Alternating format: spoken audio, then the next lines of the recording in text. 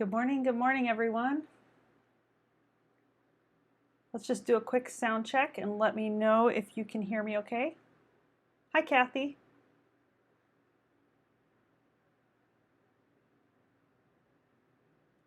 It's hard to believe that we are getting to the end of our course. Just so some of you who haven't quite checked our class page yet, your lessons will be the shirt, and there's going to be a small video, like a pretty short video on using your color study to help you experiment with your background. And then we'll do the background and finishing touches on the large painting. So there's quite a bit to watch. I didn't get the shirt video up until a little bit later. I planned to get it up middle of last week, but it just didn't happen. Sorry, guys. A little bit of a hectic week, but it's not that big of a deal if you guys can't get all of that done. And besides, my lesson on the background is kind of an optional thing. You guys don't have to replicate the background that I do, although you're more than welcome to. I do kind of a loose sky interpretation for the background. But if you guys want to follow the photo reference and stay with like kind of the violet colors and just create more of a gradient, you're welcome to do that, whichever works for you. So don't stress about the background. For next week's critique, we'll probably be focused mostly on the portrait, the hair, of course the face, and if you want some feedback on the shirt and that sort of thing, you can get that as well. I know some of you have already started to develop that, so you might already be a little bit ahead or behind. So anyway, am I sounding okay to you, everyone? The weather is warming up, so I have a little fan going behind me, but hopefully that's not coming through too loud.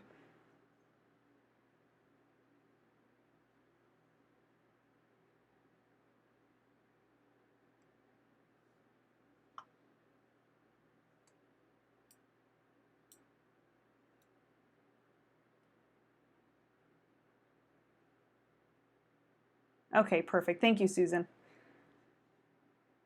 All right, so people are going to kind of just trail in. So let's just go ahead and get started. Since you're here, Kathy. Okay, thank you, Kathy. Perfect. Let's go ahead and get started with yours. And everyone will kind of trickle in. So this is looking really great, by the way, Kathy. This is excellent. So you said that you included this close-up, which is good. You said the close-up feels a little bit more similar to your painting in person, even though this one, when I look at these two, they look very similar to the photo reference as it appears on the screen. But I'll reference this one for looking up close at some of the details. Let me just take a look here at both of these. Kind of zoomed out. I know you had some questions about how to handle the hair. So I'll go over that a little bit too. But I think this is looking really good. And you had a question about the nose ring too, like how to handle that and any jewelry. I didn't have any jewelry in my portrait, and so in the demo I didn't actually address jewelry, but maybe what I'll do is when I get ready to post that bonus video on varnishing, I'll do a little video on how to paint like a metallic surface, like an earring or a little piece of jewelry. It's not that difficult. It's more just placing your values and that sort of thing. But I didn't do that on my portrait because I didn't really have a place where I could put the earring where it wouldn't look a little awkward. So I know some of you have been painting different angles and you might have a little bit of the earring showing that she was wearing. So we can talk a little bit about that. Okay, so yeah, this is looking really great. I really like the work you did in the mouth. The colors, you had pushed it. We talked about pushing more of the kind of pink tones in the lights and warming that side up and then cooling off those shadows. That looks really good. So what I'm paying attention to right now is kind of a balance of edges. and making sure like areas aren't maybe pulling the eye too heavily where we might not want them. So I'm just kind of taking a survey right now. I'm looking over your entire painting. There's only one area that kind of jumps out to me in the face. Obviously her eyes are the biggest pull in the portrait here. And I'll go into that in just a minute. But I noticed that this edge right here, let me see, let me get a ink pen.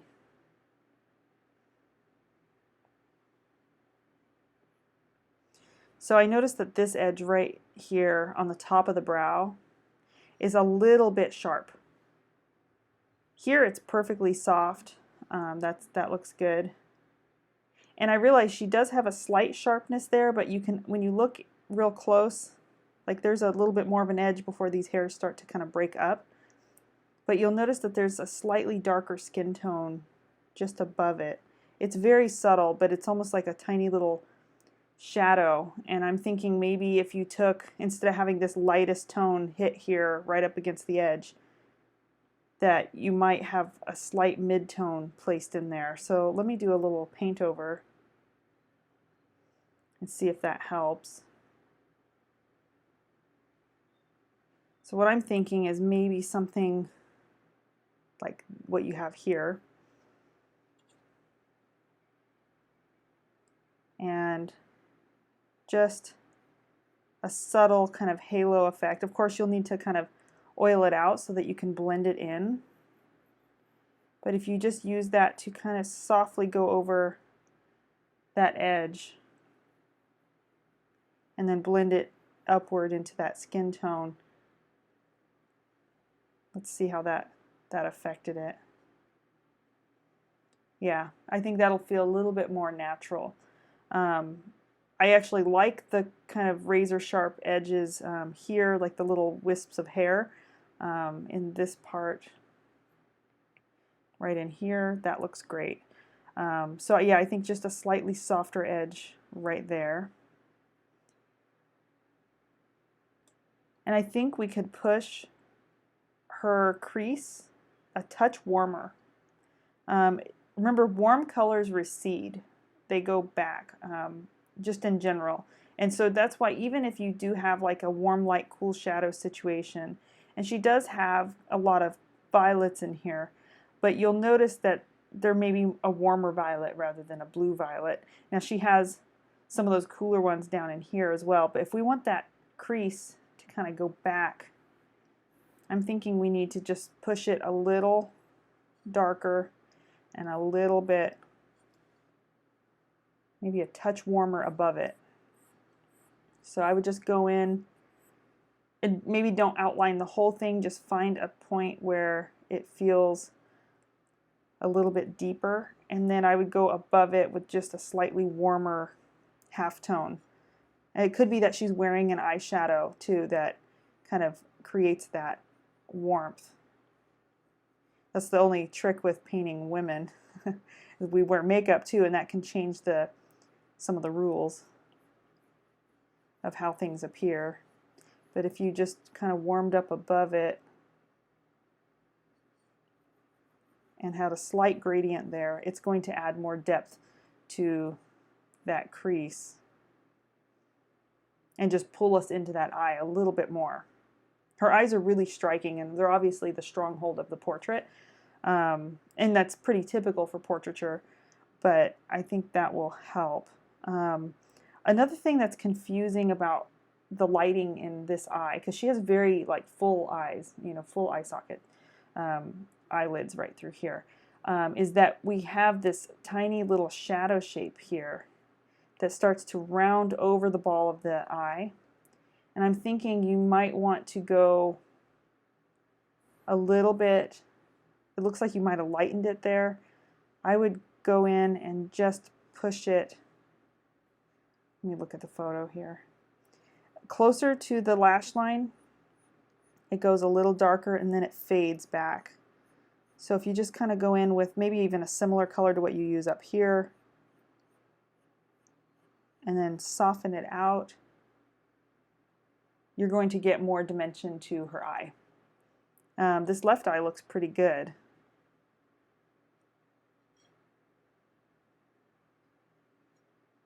That contrast is going to help continue to pull us in, and you might even find yourself taking that slightly darker color for that kind of gray that you used for her eyeliner and just glazing it a little bit darker as you blend in that other color.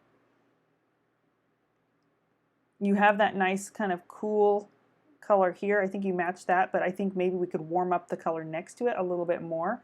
And it's okay that you put the eyelashes on, because this wouldn't be too hard to do just as a glaze. You can kind of tint it with even a transparent pink. So maybe even taking just a little bit of like a red oxide and alizarin and just doing a very subtle glaze over that area. And that's going to enhance the color in her lids as well.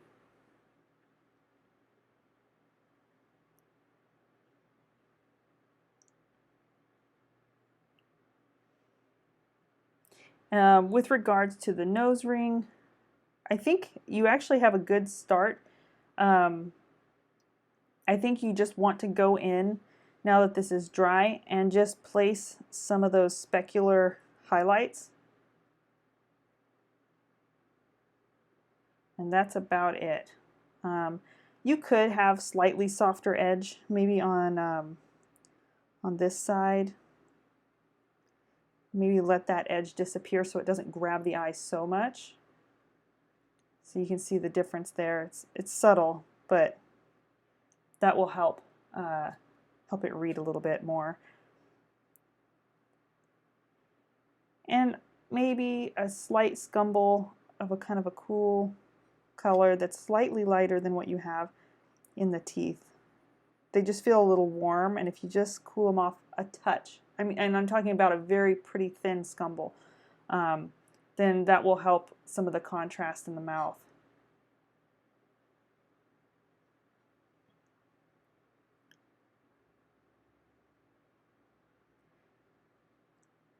This looks pretty dark in here, but if you feel like you might take that mixture of red oxide with alizarin crimson and just do a glaze. Let me find a color that's kind of like that. When you mix those two together, they kind of make this deep red that has a slight orange quality to it. But if you use it as a glaze, meaning you're going to thin it maybe with just a touch of medium, and then you're just going to apply a little bit in a few areas to enhance some points.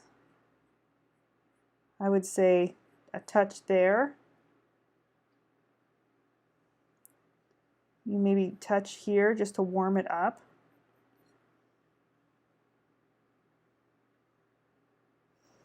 And you might find yourself wanting to put a touch in. And if you're glazing, it's going to darken it, but it won't. You won't feel like you have to blend it out or repaint the whole section because you're applying a transparent color. You can see how just adding those 3 points has added more dimension to the mouth as well. So maybe add just those 3 points. I know she has other dark points in there, and there's even like a dark line between the teeth. But I always find in terms of painting, if you put a dark line between the teeth look a little odd. I think the way you handled it, nice and soft, is ideal for a painted portrait. It's kind of a psychological element to painting. People tend to accept a photo for what it is. You know, even if it looks a little odd or there's a weird tangent, people just accept it as reality because we know it's a direct capture of reality. However, in a painting, people tend to scrutinize a little bit more. So if something looks a little off or is over accentuated a little bit, our eye comes to that really quickly. So our trick as painters is to make wise choices for our portrait that's going to help it read as a portrait, not just, you know, a photo. So sometimes you probably noticed in mine, I will leave certain things out, I will push certain things back, and I will enhance other areas just to help me design or interpret the portrait a little bit better. All right, so let me look elsewhere. I realize her earrings have like maybe a slight texture to them. I'm wondering if maybe you could just enhance the kind of three-dimensional nature of some of that and just add maybe some interest to them. Just break them up a little bit. And maybe you might find yourself wanting to do a little bit of a highlight, even though there isn't one on there, just to add a little sense of dimension. Maybe build in a little bit of a lighter spot from the upper right, just to keep it from looking kind of flat. The one on the left is all in shadow, so I don't think you need to worry about that so much, though I would maybe work on where the edge meets the face. Just put like a tone that's something between the two to help soften that transition. It was a little bit sharp.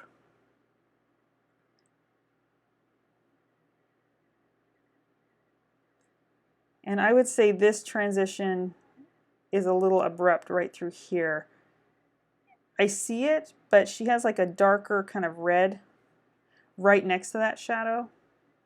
So maybe go in and just put in a little bit, maybe it's even similar to the glaze color you use here in the eye, but maybe just glaze a little bit of pink right next to that shadow edge and blend it into that orange, so you get a little bit more of a smooth transition in that area, and it rounds that that back a little bit more. Okay, so those are my main suggestions for the face. Your highlights look good, your edges look good everywhere else. Let me look in the eyes a little bit closer. Maybe in this area, it's kind of tricky, but it feels a little light right here, and I'm wondering if maybe knocking it back. I realize she has that tiny little highlight back there. Maybe you could have it, a little hint of it. But I'm wondering if maybe knocking that darker and slightly cooler is going to help round that eyeball back a little bit more.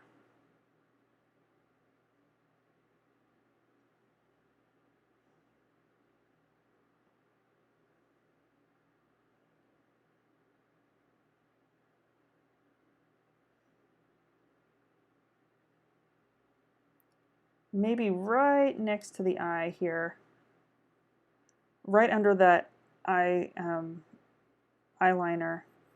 put in a slightly darker gray, maybe something between what you have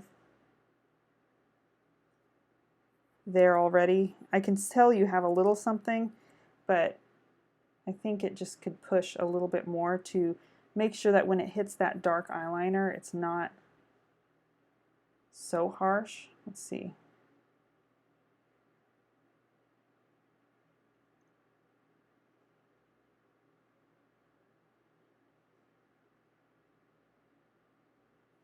And you could probably push this line here with the glaze. I think at this point you're pretty much doing mostly, like whenever you need to darken an area, just use a glaze, like a semi-transparent layer, and you're just mixing it with a tiny bit of medium. You can use like a gel medium, or if you have the medium that I use, that Italian varnish, you could also use Neomegalp or Liquin. Any of those will work fine for what you're doing here. Just these little accents, oftentimes you're glazing a little transparent color, and it's enough to just enhance what you already have underneath. Oops.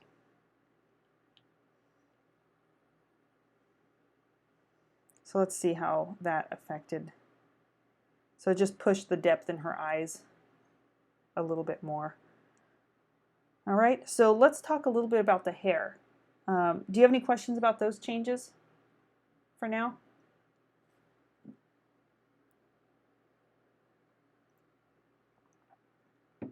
You guys will notice as we round up and kind of finish off the class, the changes I'm pointing out are much more fine and small, because you've worked so hard over the past few weeks to get those drawing changes.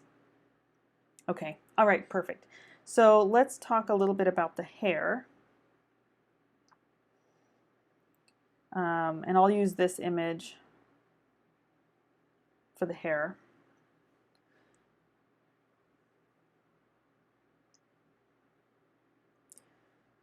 Let me find a good brush that, oh, this one might work. If I use it a little bit larger. It might be a little soft.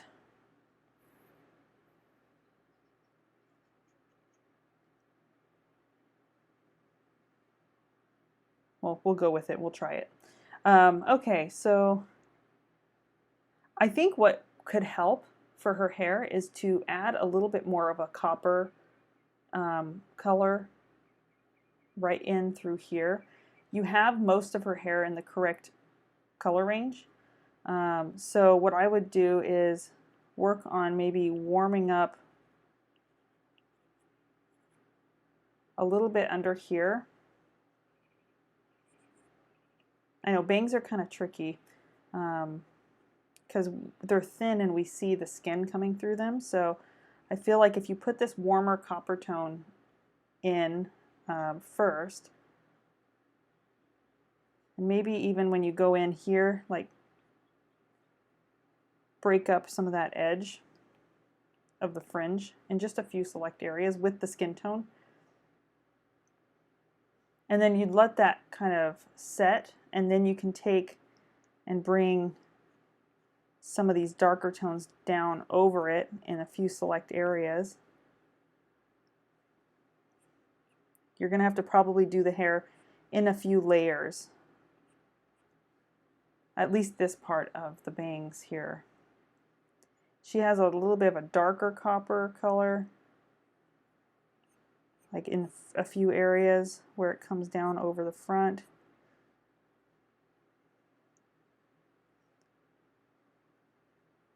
And I'm just looking at where the light is kind of coming through. Like in here, you maybe want to add a cast shadow in that warm kind of copper color.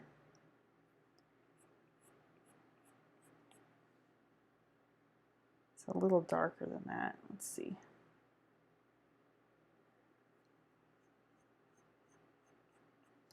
And then you'll end up bringing some of the taupey kind of colors, the dark brown. Let's see if I can. She has a lot of, she kind of has like a blondish hair, but it's got a lot of different colors kind of happening.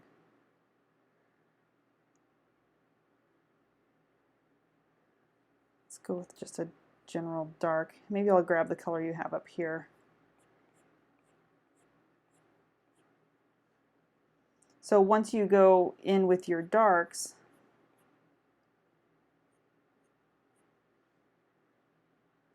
and kind of look at how they break up over the form, then you'll go back in with these coppery highlights. And I would let, you could do it probably wet into wet, but if you're uncomfortable with that, then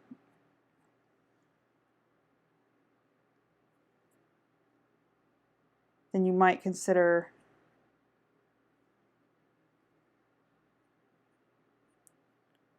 allowing it to dry before you do that. And you'll see in my demo that I uploaded today that I go back into the hair and I modify the edges, and I actually go in also and add some of the final highlights to the hair.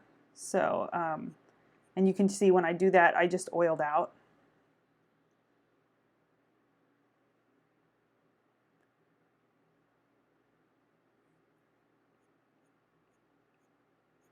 And her hair is rather straight, so look for the clusters of value.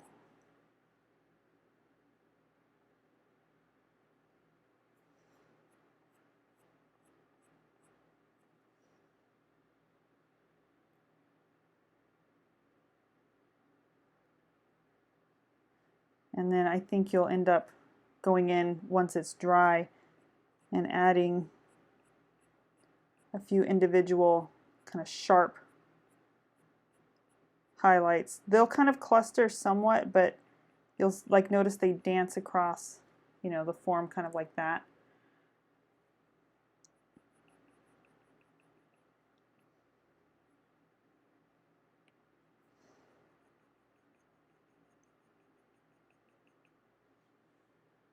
This isn't the best brush for doing that.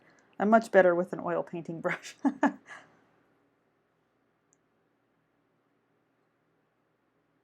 You just get used to your tools. But yeah, so I would work on some of that. And you have a couple of different blondish colors. Kind of, I would use maybe some ochres. Her hair color actually has a lot of similar colors to the ones I use in the portrait, except her color range is in a lighter value range. I wouldn't add all the individual strands like that you can see here, but you can give an imitation of that texture. You'll see how I can do that. I do that in the second or in the final pass video. So I go in and I see all these little like stray hairs that kind of zigzag, and there's a couple of little ones within the shadow. You could go in and you want to be careful not to overdo it. That's kind of the key. But you can go in and find, you know, a few areas where you add those slightly lighter accents or even darker accents, kind of pulling in or separating hair at the bottom. It's always a kind of a balancing act. I've seen really simplified hair look amazing in a painting, and I've seen really, really detailed hair look amazing in a painting, and it just depends on kind of what you're wanting. But if you, for example, wanted to add some of those like little stray hairs kind of around, it's hard to do with this brush. It doesn't quite get small enough. Let me see if I can do it with a really fine pen. Yeah, that's a little better. But you could, you know, you could add some of those little wispy hair bits, especially around the edges. That's usually where I tend to emphasize them, not so much in the little shadows, but I do a few maybe if I see it on blonde hair. But I mostly work around the edges of the hair here and just add a few stray hairs, do them in like a lighter color so they don't look like real dark lines. And you'll find the part of the video where I did that to my portrait. And that helps to kind of break up, even like in here, like this isn't the best brush for that. Let me see if maybe I can get this one to work. It's a little softer. Just going along and breaking up the edge, finding some variation in the shape, and you'll find yourself wanting to probably put in some of these little wisps of hair. And if you do that, what you need to do is oil out that whole section, including the background. So you'll see when I do my background and then I go in and do the hair. I wait till I have the background kind of done and wet. So if you're going to modify your background, fine, but and then you can do the hair. Or if you're happy with your background, you're going to leave it, just oil out the areas between the hair and the background, and then you can go in and put in these little strands. I usually start with the lighter ones and then go in and add, you know, the darker accents, and that's going to take that portrait to the next step as well. You know, just finding little stray hairs and breaking up the shape so it's not so hard and uniform, especially even out in here. You know, you can find where the hair breaks away.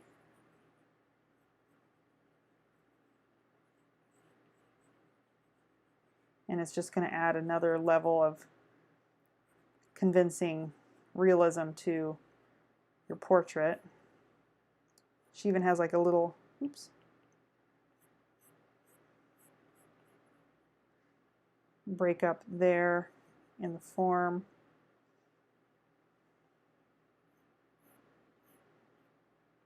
And again, you can overdo these things, so kind of just squint your eyes at your reference and look at the ones that stand out the most.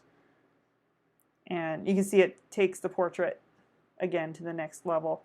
When it comes to the individual strands in the hair, look for the clusters, but then you'll want a few areas, and it's usually right around the highlights, where you have like a little bit more of the individual strands kind of showing. But if you do it everywhere, the hair begins to kind of look like noodles, or it's almost too much information. You could go in with like some real fine lines over here where you see this light hair kind of overlapping the dark.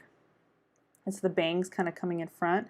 So you could do very similar kind of effect here,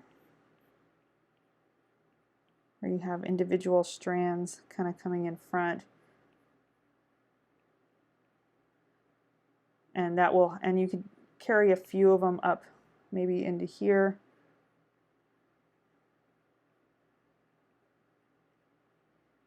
I find myself often I'll put a few kind of towards the shadow, and then I'll end up going in and wanting to soften it out.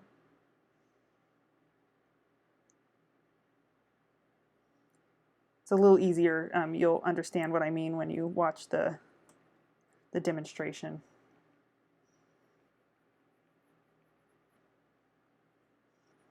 Just make sure you oil out the hair really well before you go in and do this. Because if you don't like what first off, it helps the little fine strands go down much smoother. But also, if you find that you don't like what you did, you can just wipe it all off and start again very easily. So that's pretty much my suggestion with the hair, is to just look at breaking up some of the uniformity of the shape, and look for some of those soft edges. Even in the bangs, there are areas where we have like these little found edges here, here, and here, but there's a lost edge right here, even all along this shape here, right here. So look for those lost edges where you can soften the forms of the hair a bit. Do you have any questions?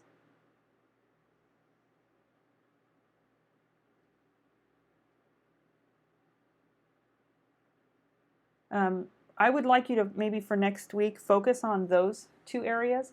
And then in our final critique, I mean, if you can get to areas like this edge here and look at maybe softening where it meets the background, and maybe softening a little bit the edge and rendering out some of the cloth. But if you can't get to that, it's okay, because next week during our final critique, I will give you suggestions for finishing out the rest of the painting. Okay?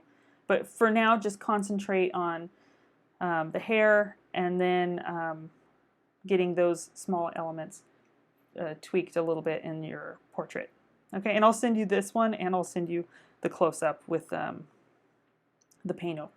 Okay, and I don't know if some of you have seen, but I can also send you something that looks like this. It looks a little odd, but it shows you just the areas I painted over. If you want something like that, let me know. It can be useful if you're looking at this and you're not sure where I'd painted over. Okay? Yeah, beautiful painting. It's looking great. And let me know if you have any other questions.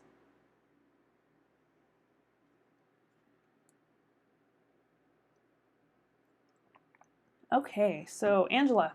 Are you here, Angela?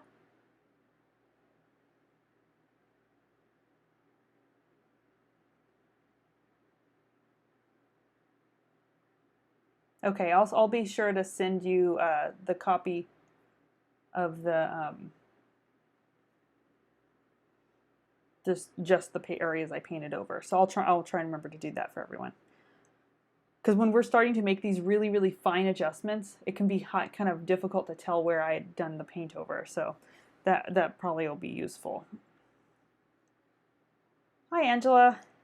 Okay, so I think I'm going to primarily work from your close-up today, though you did send me this as well. And I'll give you a couple of pointers on the overall, but let's talk a little bit about this. Now, before we get started, I just wanted to check how the color looks to you. Does it feel a little bit saturated on this picture, or does it look pretty close to how it feels in person, your painting?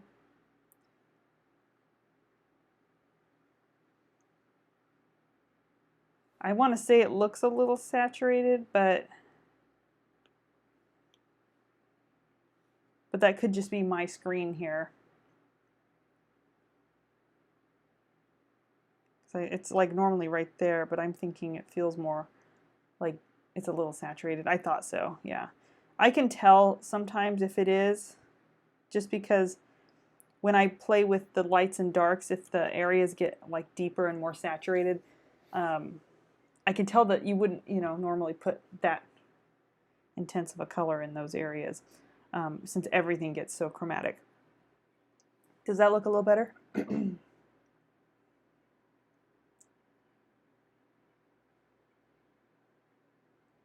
Excuse me.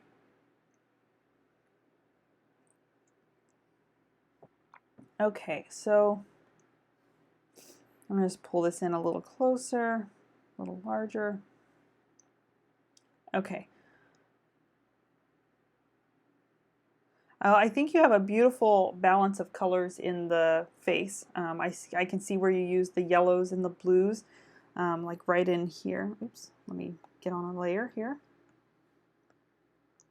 So like right in here, I can see that you have that nice blue kind of pink yellow effect going on.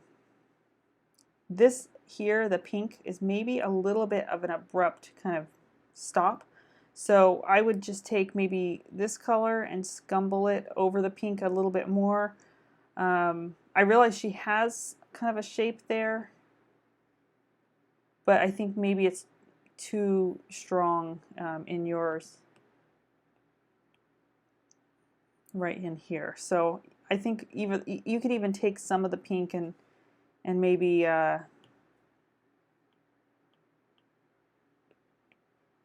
and just blend it over. It's not that you want to spread it out, but you just want to break up that edge a little bit so that it doesn't feel so strong.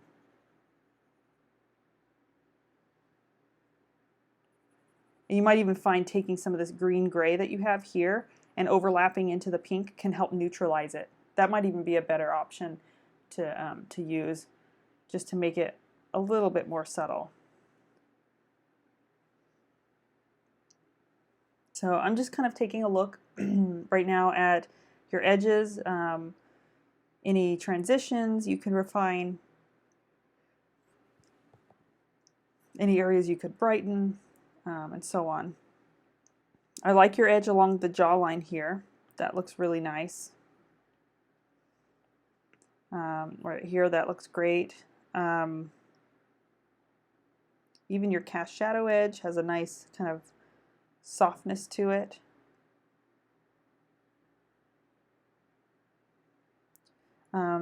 Be careful about little areas like this where the glaze might build up.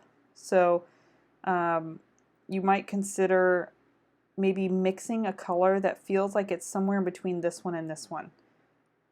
And you wouldn't have to do very much work. You would just kind of lightly go over that edge and just make it disappear. When I'm really refining on that small of a level, I often just try to mix a color that goes right in between the two.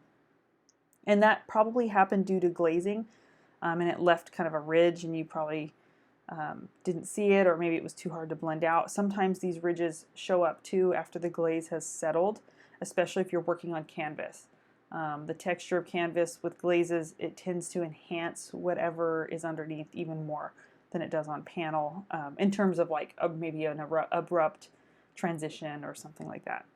I can see the same thing kind of happening right in here, and it could be that the glaze kind of settled, so you might take a semi-opaque color that's something in between the two values and just lightly scumble over it very, very softly. Like use a firm kind of dryish brush. Don't load it real heavy. Just put a tiny bit on and then blend it out with a clean dry brush, and that should do it.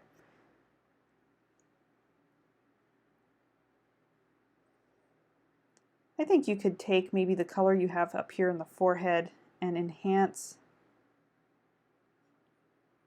the light in here just a little bit. And maybe even take a tiny bit into the lid here where it's real light on her. Your eyelashes look great though. Those are the edges on those look good.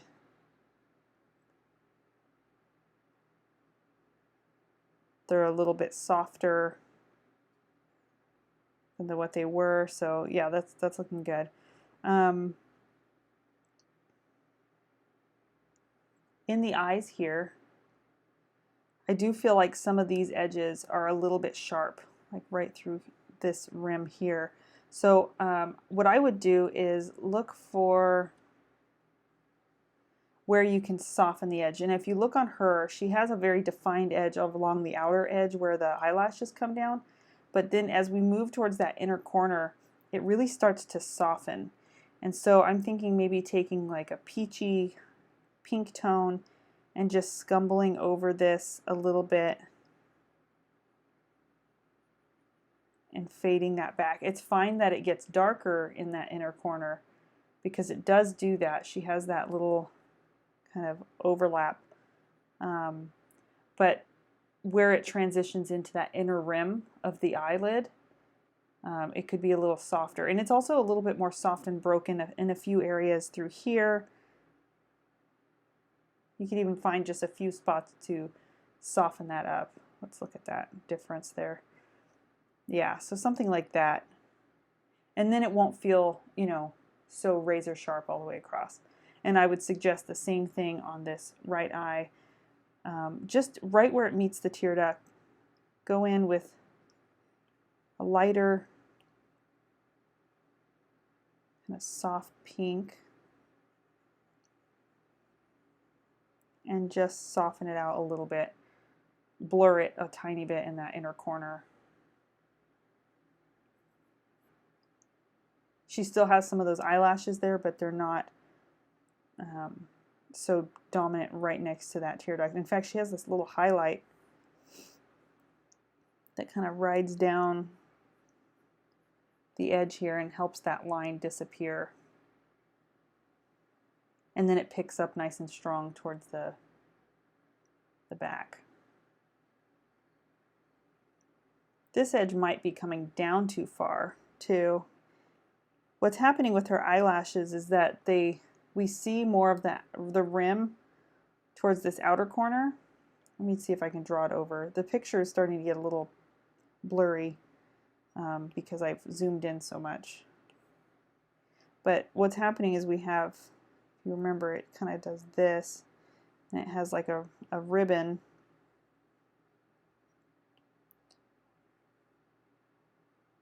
So we see a little bit of that shelf there, and then it kind of folds up and the eyelashes kind of come up higher and then they drop lower towards that outer corner. So what we want to make sure of is that we're seeing some of that outer rim here, but maybe towards the middle the eyelashes are coming out a little higher up. So we're not seeing a rim all the way across.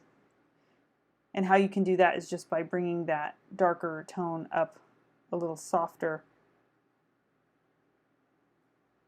And then instead of going in with a brown for the bottom lashes, maybe go in with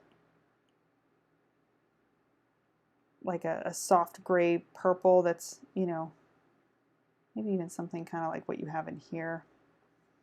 That way they don't feel so heavy, because it's really easy to overdo it on the bottom lashes.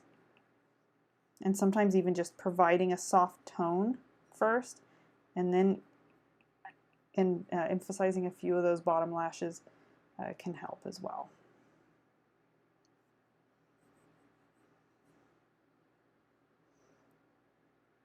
I'm just trying to read the edge. I made too sharp of an edge there. Okay.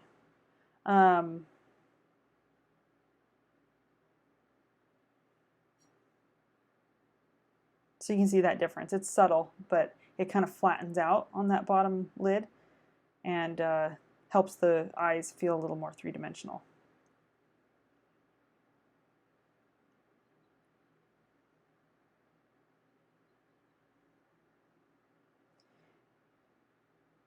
The left eye is feeling slightly larger than the right eye.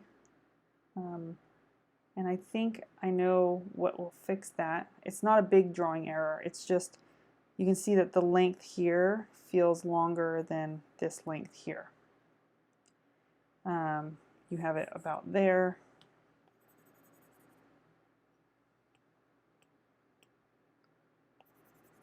So it goes from about the corner to the inner corner and your corner to the outer corner. I think all you need to do is take the dark and round it down a little quicker right here. You don't need to change anywhere else of the rim of the under plane of the eye. You don't need to change even where you have your eyelashes. I think it's just that you need to bring that down and then maybe end this light a little sooner. You might find yourself needing to bring it up and in just a little bit quicker. Let's see how that looks. Yeah, it's a subtle difference, but you can see how it makes the eye feel just about that much shorter. Now it feels like they're about the same width. Does that make sense? It's subtle, but and these things happen when we're making progress with our detail. Sometimes we stretch things out just a little bit.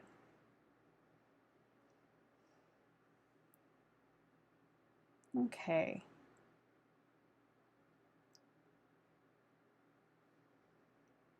With the corner of the mouth here, I think you could just accent a little bit more.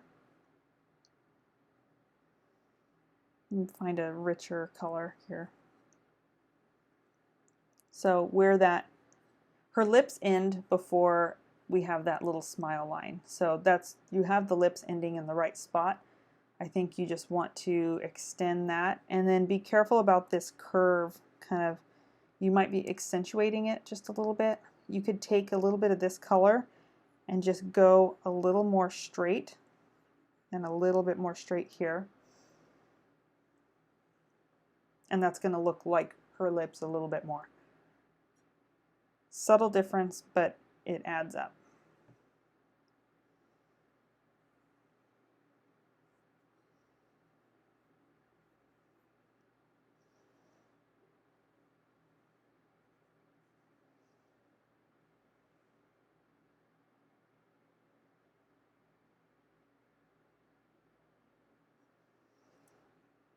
You might be able to drop this dark down a little bit lower.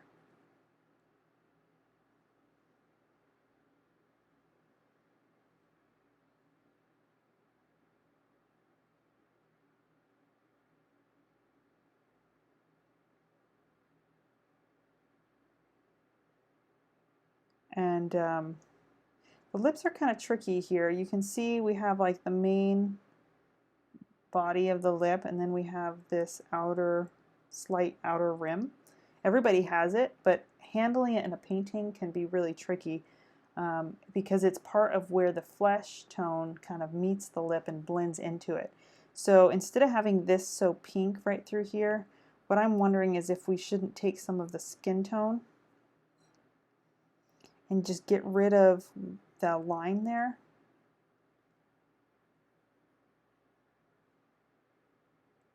Lose an edge is what I'm thinking it needs.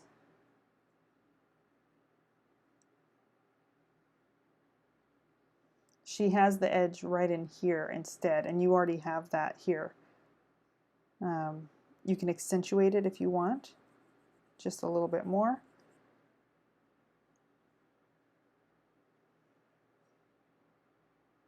But yeah, I think that lost edge is really important for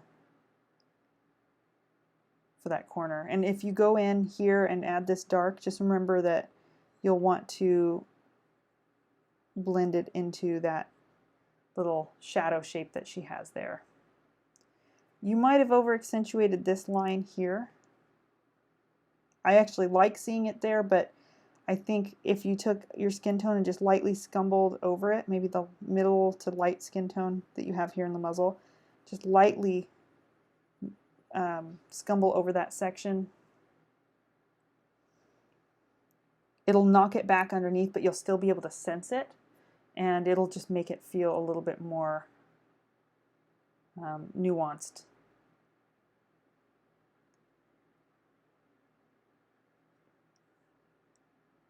Let me erase this here.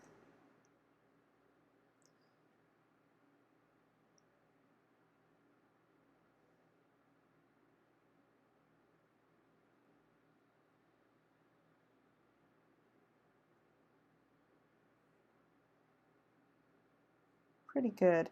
Do you have any other areas that you would like me to look at? From what I can see, you know, going into the neck and modifying some of those edges, notice that this isn't just a straight line. It actually kind of bounces around and curves along with the shape of the neck. This form comes out, it's kind of like a little cone. And then we have the two tendons that have a rounded form. So don't forget to think of those as forms. And what that means is that our shadow shape is rounding that first cylinder, rounding the second cylinder, and rounding the third cylinder. So it's not as straight. So just maybe pay attention to that and add a slight subtle variation to it. And that will help tremendously with the feeling.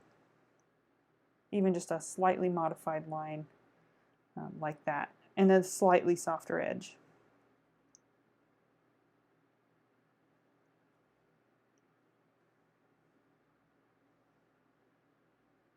Do you have any other areas you'd like me to address? I think the rest looks pretty good. You'll want to start to bring the hair up with a little bit more detail. Begin adding a few of those lighter strands. Notice that her hair takes away from the red a little bit and starts taking on more of some of the golden tones. So I would suggest going in here and introducing some ochre mixtures to start to remove. She has that copper undertone, but her hair is actually a little bit more neutral.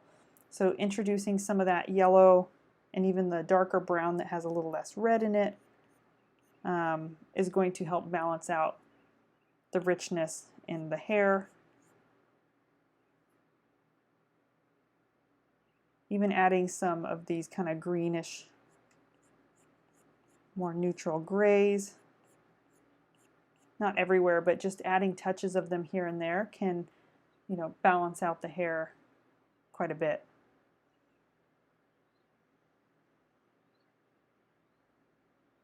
So you're asking, when I said soften the shadow on her left cheek, did you mean from light to shadow transitions or within the shadows? On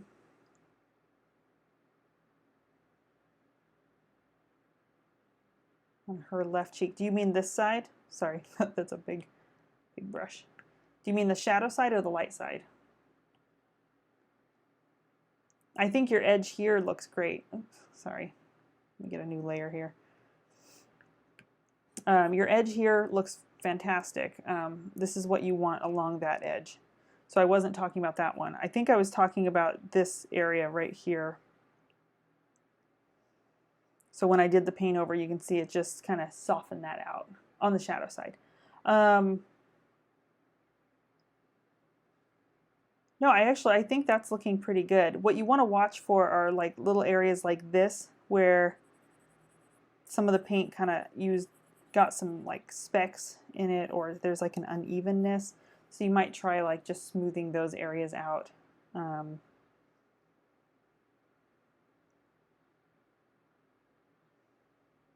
And when I was talking about, like, you have some of these transitions, like that little line there. I mean, I know I'm being very nitpicky, so I'm just talking about really fine differences. You might find yourself needing to bring your cast shadow up a little bit here,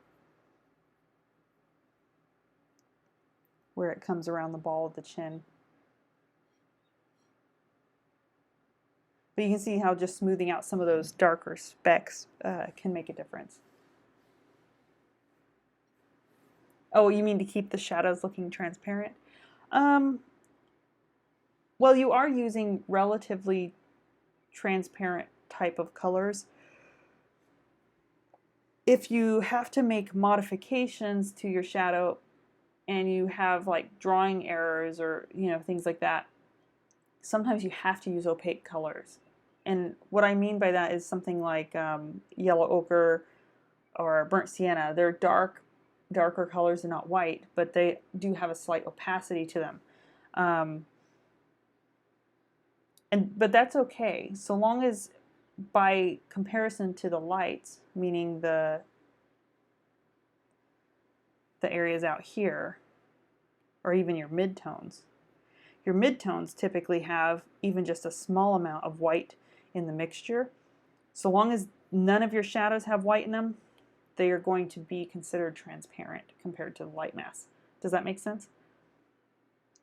What you don't want is to start adding white into this shadow mass here, especially if you're like, let's say you wanted to get reflected lights and you start adding white in here, which obviously this is a major exaggeration. Let me see. I'll give you a better example. Let's say I wanted to bring in, I felt like I saw that shadow or that reflected light down here as bright as that. So I added white to my mixture and I started to paint that in, right? You see how that destroys the illusion of the form? What's better is to take a deeper color that's a little bit more, it might be more opaque in terms of its covering power, but something like burnt sienna with maybe a touch of ochre, that would work much better. And you're controlling your values, but it has the chroma and the intensity to read like a transparent. Does that make sense?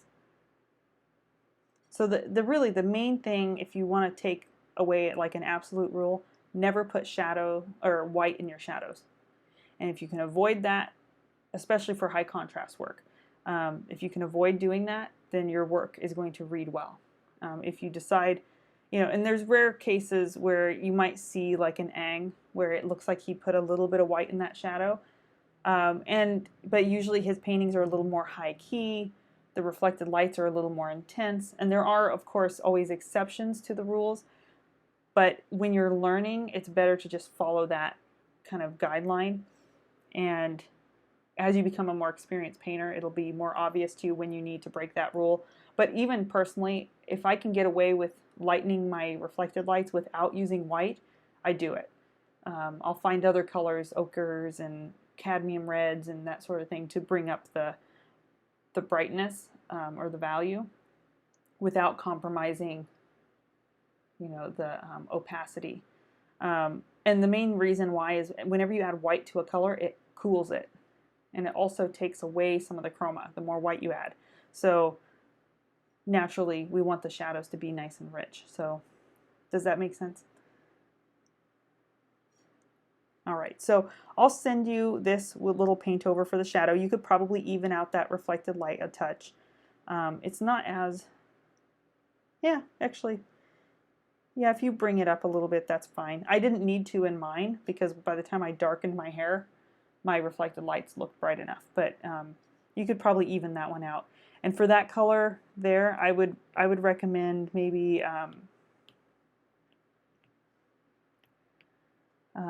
yellow ochre, little cad red, and blue. Or you could use burnt sienna and ochre.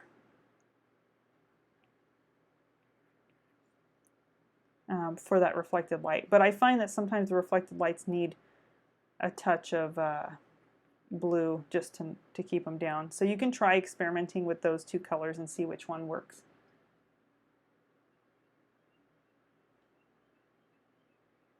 All right, really nice work. So I'll send you the paint over for this. I'll also send you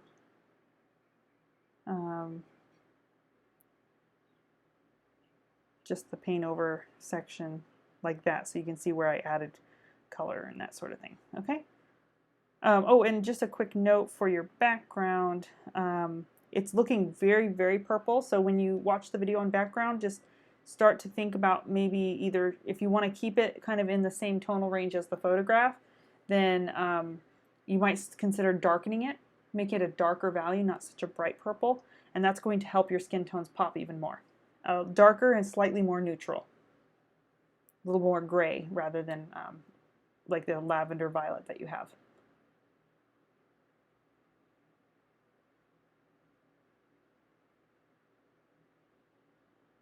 All right, good work. Let me know if you have any follow-up questions.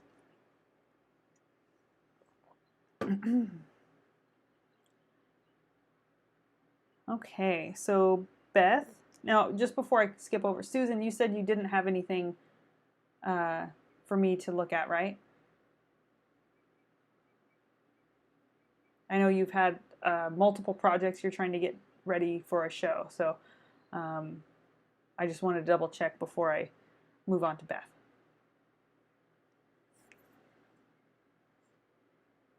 Nope, don't worry about it. It's okay.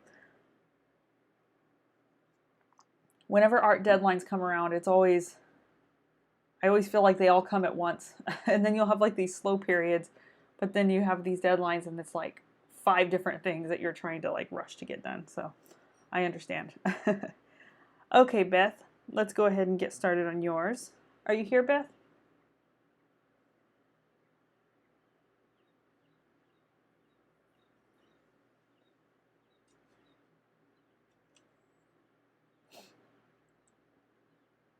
Okay, well, if you're not, or if you are, just say hello. I just wanted to check. I feel like the brightness on this is a little intense. So I just wanted to bring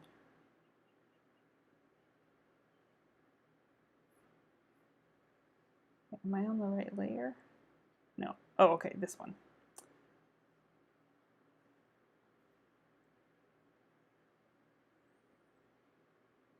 That's the saturation. I think the saturation's fine. All right, well, I'm just going to leave it where it is. I wanted to show everyone something really quick, though. Last week, Beth had made quite a number of changes, and I just wanted to show you guys the difference. I thought it was really cool. So this was last week, before our critique, and this was after. So she had a lot of changes to make for the shadow shape and in the kind of position of the jawline. But look at the big difference that you can see between the two. And I just wanted to demonstrate that because shadow shape has a much bigger influence on a person's likeness or our sense of a person's likeness than we realize. We often think it's all about the features. It's all about the details in the eyes, and those play a role, but it's really down to structure. It comes down to, you know, position, proportion, of course, but position of the shadow shapes. And so you can see that huge difference between the two. And it's looking more and more like the model. So I was really impressed with that difference. I wanted to share that with everyone. Okay, so let me get into a few things here. So the first thing I noticed, and it could be that this picture, you know, is a little high contrast in terms of the photograph itself, but I think what might help soften a little bit of the effect of the reflected light that you have right in here. Let me use a different color pen that you can see. So this reflected light shape here, it could be softened out just by spreading it out a little bit wider. So what I'm thinking is that you need to take like a red brown that's maybe somewhere in between the two. Keep your shadow shape, and you don't need to go all the way up to the edge of your shadow, but I would take a little bit of it and use it as a transition tone between the core shadow and that reflected light. And you could probably carry it down in here a little bit. She even has a brighter reflected light towards the bottom.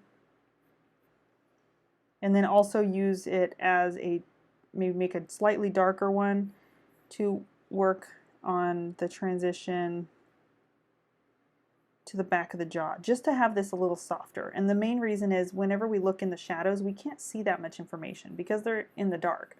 So it makes sense that you have softer edges between areas and within the shadow. So instead of having that razor sharp edge, just make sure you go in and have a certain level of softness to that transition. And that's going to make a huge difference in the feeling of that shadow. And you could use a mixture of burnt sienna with a touch of blue. That should do the trick. I don't think you need to necessarily go much brighter than what you have here. In fact, I wouldn't suggest you go brighter. I would just work on making a color that goes in between those two areas. You know, something that falls in the middle that's maybe a little bit more red. So you can see that difference there. Let me look at a couple of other areas here. You have a nice softness in the lips. They're, you know, feeling rounded. I think maybe working on this area where the corner of the mouth transitions into the muzzle, maybe giving her a little more of a shadow shape and maybe extending this corner of the mouth, the crease in the mouth, a little bit wider.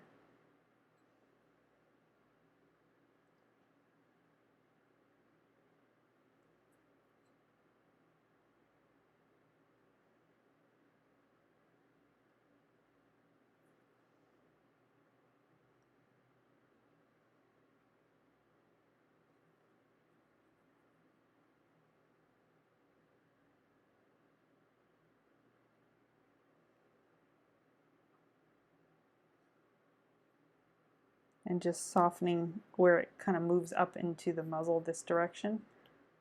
You could probably even make this line here at the top of it just a little bit softer. She has a little tone that carries up there, but I think when we over accentuate it, it can look a little like a mustache.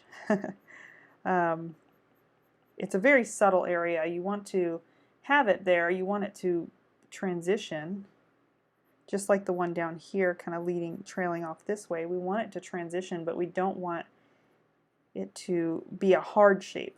So edge quality makes a big difference. And I can see you have kind of a pinkish tone already coming down, so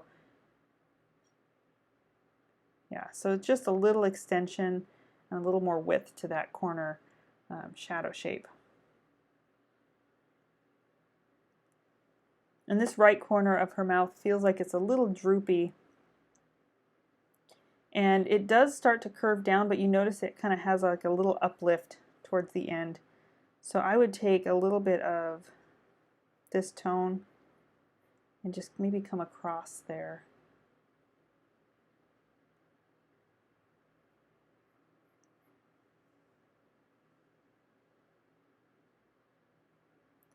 Maybe this can extend out a little wider to help with that too.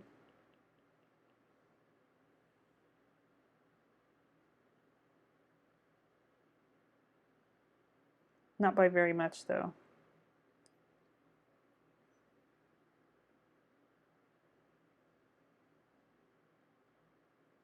I'm just looking at how the two different corners kind of relate to each other in her portrait.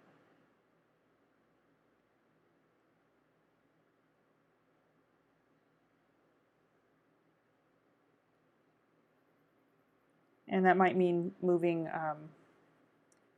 that little light spot up just a tiny bit. Another thing that would help is to have a slightly darker transition right at the corner, or right where the mouth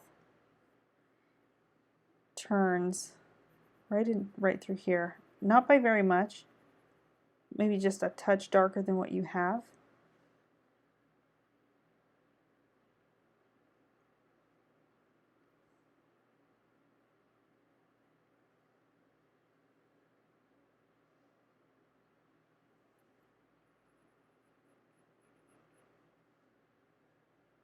because it's a nice lost edge there. I think it just needed a little tweaking.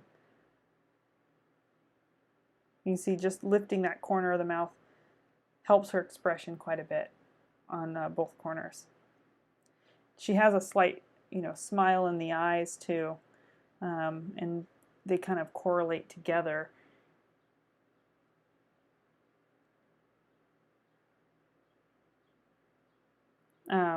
Okay, so here across the bottom lash, you can see that you have a very deep kind of curve. And if we look over here, it's a little more flat through this section. The curve is more towards the outer corner. So what I'm thinking is that you need to take the lashes here and bring them up towards that inner corner.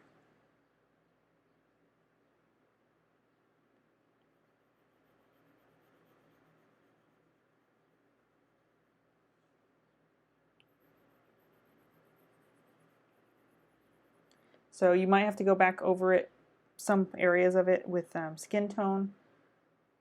I know that might be a little frustrating, but that's going to capture her shape a little bit more. And then her lashes kind of follow. Let me get a smaller brush here. Her lashes follow from kind of hitting lower to being a little bit higher.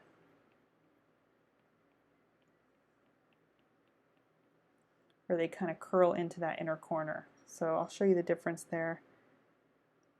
And that really helps to turn her eye up. You actually have it on the left eye, the way it should be. My only suggestion on this inner corner eye of the eye is to soften a little bit of the lashes as they come to that inner corner, because they get kind of darker here, but it's more of a tone. Because the little eyelashes are creating a shadow, and it should just have a softer edge right where it meets that inner tear duct. So let's take a look at that here, instead of having that point.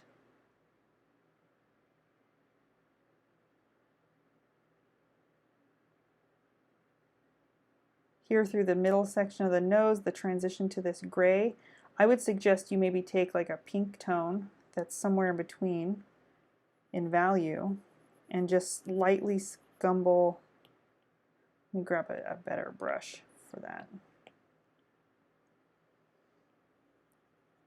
Maybe just lightly scumble over the edge between the two. And I'm saying pink because it will help to warm up the nose.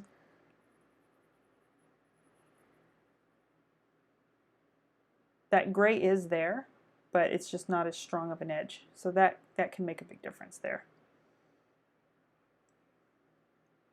My only other suggestion is to start to lighten up her hair. I can't quite tell through this section due to the glare, but down in here you might want to mix kind of a more neutral brown and start to build up a brown that has a little more ochre in it.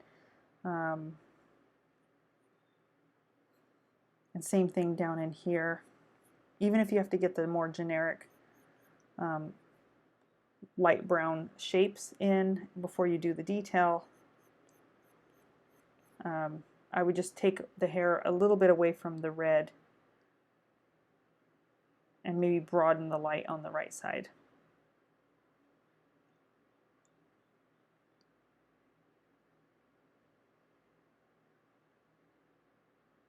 And I like how you have a soft edge along this jawline. Oops, here.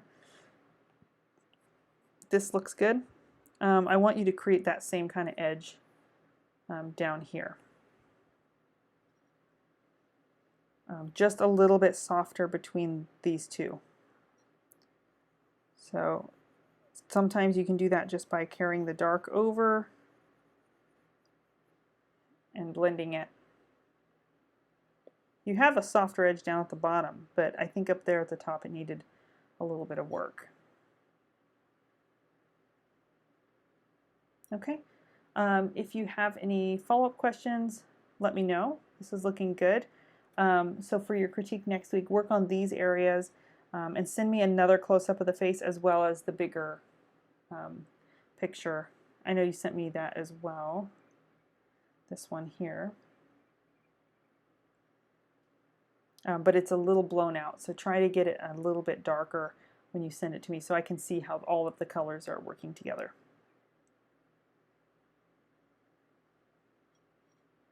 All right, good work. Let me know if you have any follow-up questions. Okay, Susan. I don't know if you're in here, but if you are, say hello. I know many of you are starting your summer travels right now too. I tried to end this or time this class to where it ended just before all of the summer stuff happens because it gets a little chaotic. We all travel and we have, things to do, and kids are out of school and all that. So hopefully next week, our final critique, most of you guys will be able to make it. Okay, so let me take a look here.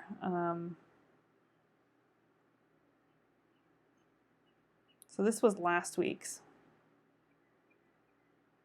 And what I wanted to do was try to bring some of the mid-tone down a touch so it feels a little bit more like the painting feels in real life.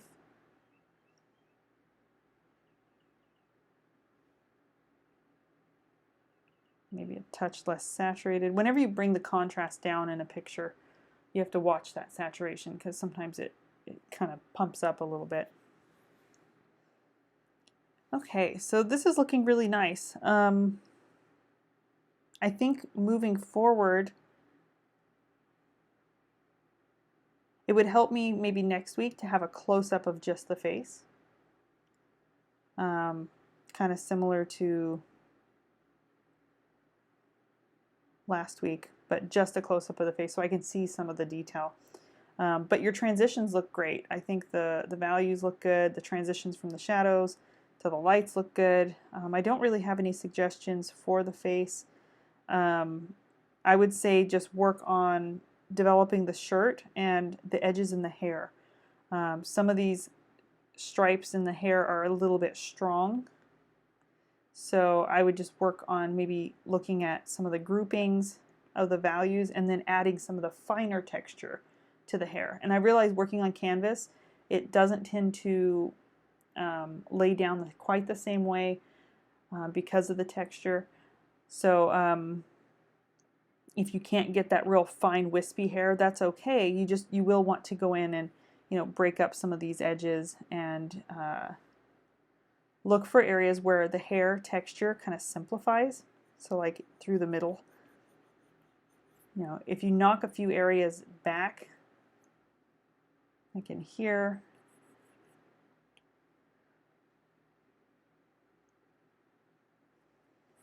what I mean by knock them back is not have maybe as much contrast or have areas of smooth versus areas of texture. That's always what's going to create a convincing illusion of hair. If you put too much texture everywhere, it starts to feel kind of noodle-like. So look for areas of smooth and areas of texture, and you can start to incorporate some of those brighter highlights. And she has some of the golden ones, and I tended to favor some of those. So you'll want to start to really push some of those contrasts. If you lose some of the copper kind of quality, you can always mix a copper color and add it back in. I know some of you had questions because maybe your hair started off too dark. You can always mix that color and add it opaquely back in.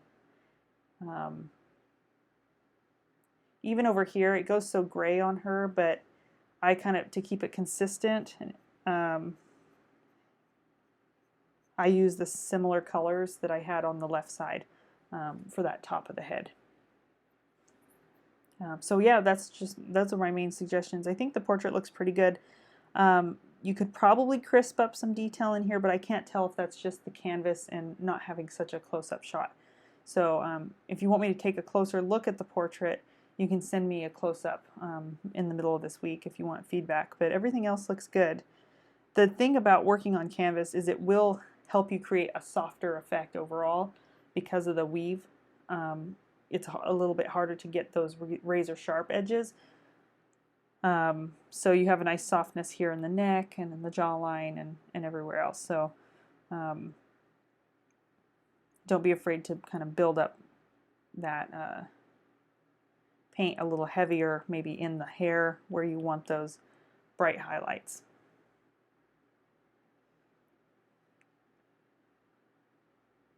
I think with the shirt, maybe push a little bit darker, but when you go darker on the shirt, go a little more neutral. So like, and a little more, like even adding just a little brown to your blue, like a red oxide or something, will help neutralize the shadow color. And maybe pushing that arm a little more mid-tone and dark will help kind of keep that focus towards the top of the portrait. So maybe work on a little bit of that.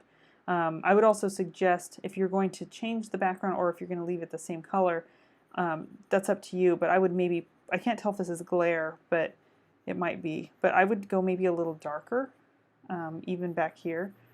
It's just going to help the skin tones, not everywhere, but you can kind of create a little bit more variety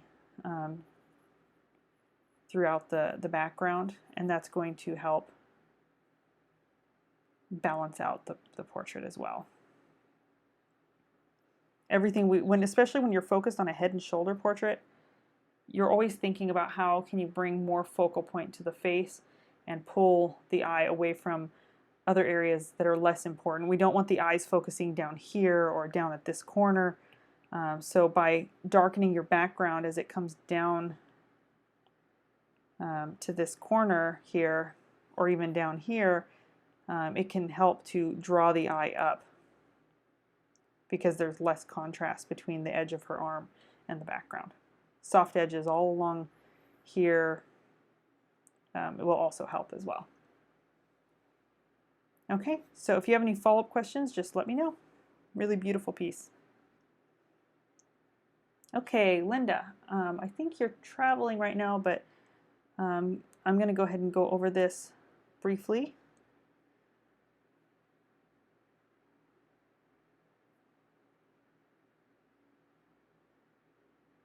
Zoom in here on the face.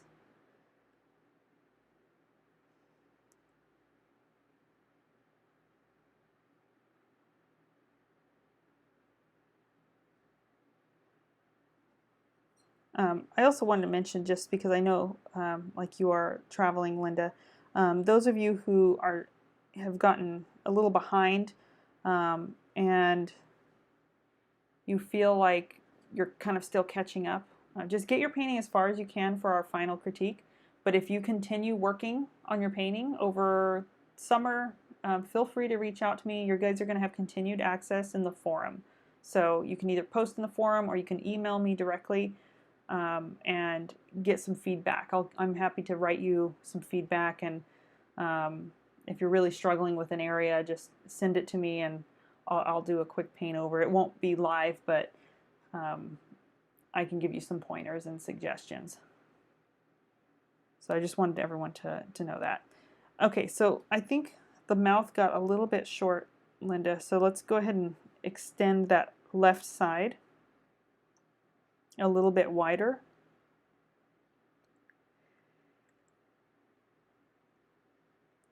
And here in the nose, I think we just need more of a, right now we have like this kind of curve that's a little uniform. So what I'd like to do is have maybe a little more of a mid-tone for this area. So push that a little bit darker, but maybe round out the ball of the nose a little bit.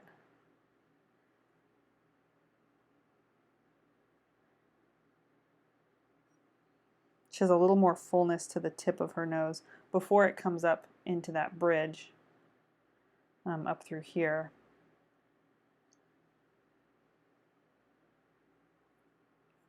And even this area kind of has a smooth, like a little bit of a softer transition right through here.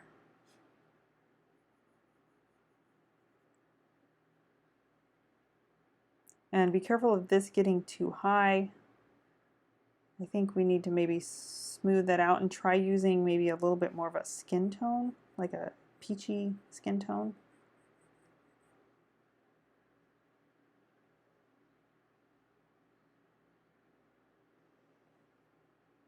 I think overall you could also enhance the pink in the nose.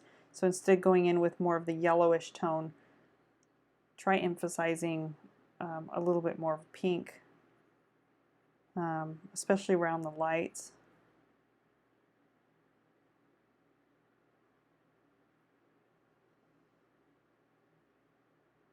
You have some nice green gray tones that'll serve well for in here, but I think you just need to look at where you could scumble more pink and like a peachy flesh tone to help balance out some of that greenish undertone that you have. You have the nice cool tones though. I think it's just a matter of integrating them into more of a flesh tone over the top.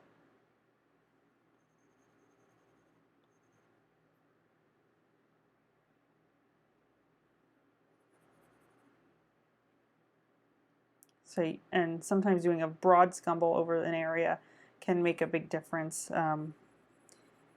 in the feeling of it. Same thing goes up in here. It's maybe a little blue. I would try to enhance a little more of the pink. Her highlights are more of a blue pink, blue and pink. There's a couple of different colors going on in there. But maybe I'm thinking mix kind of a generic pink skin tone, something kind of like that. Maybe one that's a little bit darker, and use that across kind of as a broad scumbling color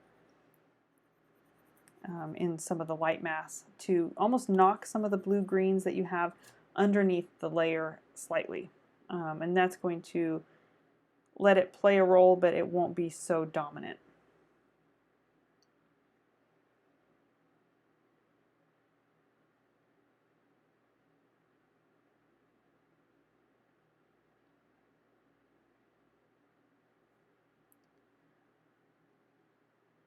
Looking at the shape here, I feel like we shaved off maybe too much of her lower jaw. Give her a little more, she's looking just a little younger. I think that's what it's doing. So maybe adding some of that back in.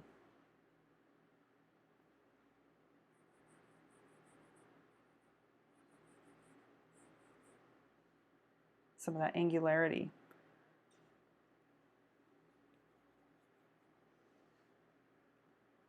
I think you have a good color down there. Maybe it just needs to adjust the shape a little bit.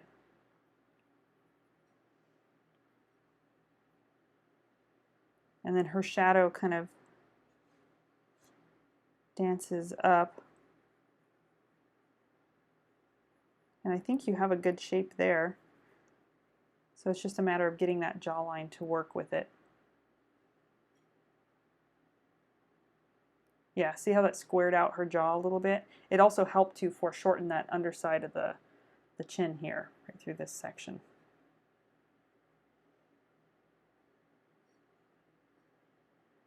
You could probably use this darker generic skin tone too to broaden some of the lights that kind of come in here.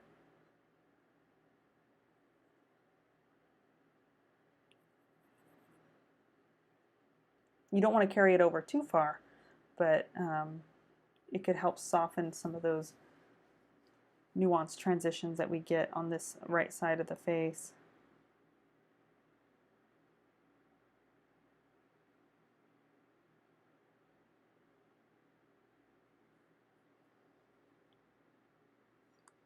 And maybe drop that right side of the mouth just a little bit. Lengthen it too.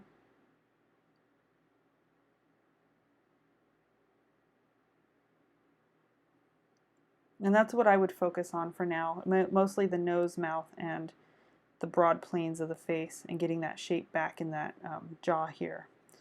And then when you return from your trip, if you have any follow-up questions, we can just email. And I think you said you were going to miss your last critique, so we can talk about that too as well. Okay, so if you have any follow-up questions, Linda, just let me know. All right, everyone, that concludes our second to last critique. Does anyone have any questions, just in general, about what to expect next week, or about some of the course content?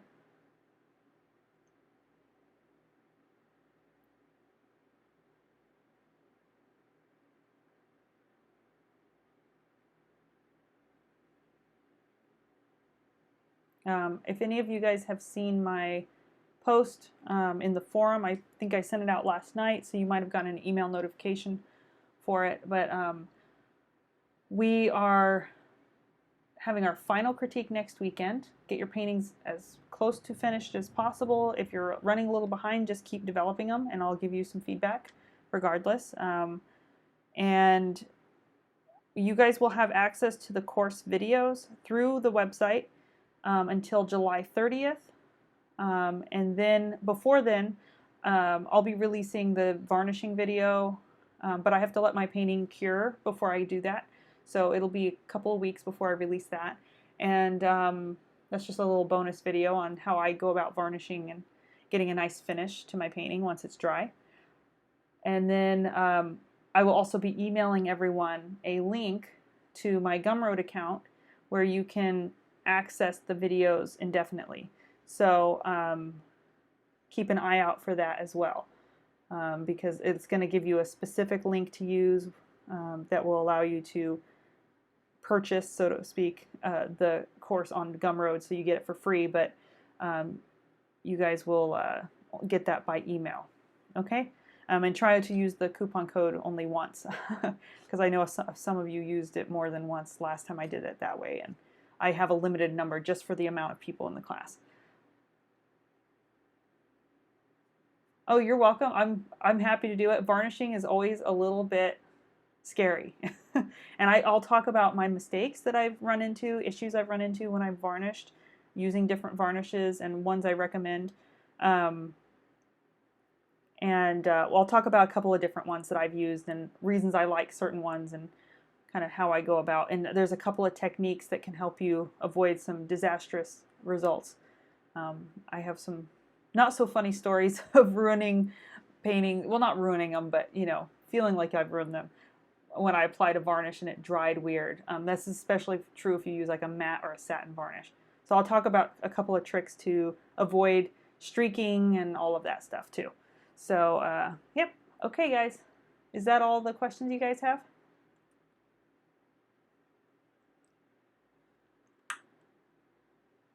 You should have your video up, and I'm also going to be uploading a little bit later. I need to go through and edit the pictures, but I have a couple of high-res downloads that I'll add underneath the final video. This afternoon I'll add them in, but they will be high-res pictures of my painting with close-ups, so that you can kind of see a little more detail, and you can see, you can use it kind of to help you as you move forward. Yep, and that's pretty much it. Okay, guys. Thank you. Have a nice weekend. Stay nice and cool if it's getting hot where you are. I'm expecting 106 degrees next week.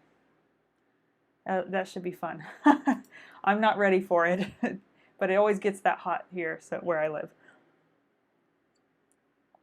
I know some of you probably have it worse. If you're in Arizona, I know you guys can reach up to 120. So that's fun. All right, guys. Thank you so much for tuning in. I'll see you next week.